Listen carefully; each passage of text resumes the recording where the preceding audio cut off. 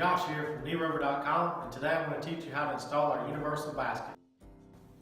Okay, today for the basket installation we're going to be using one of our two available, the one with the handle. The installation will be the same for both models. Today for the basket install we're going to be using the bracket that's provided, the bolt and washer, and the Allen wrench. Okay, for the install you're going to place the bracket onto the column.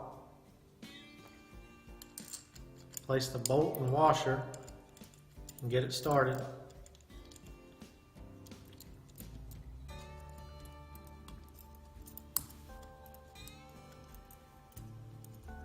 After you've started the bolt, use the provided Allen wrench. Continue to tighten.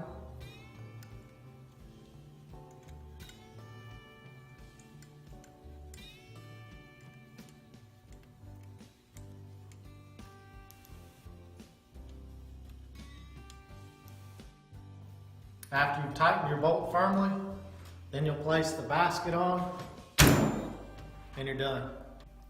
And that's how you install the universal basket. If you need any more assistance, please visit KneeRover.com under the Help tab.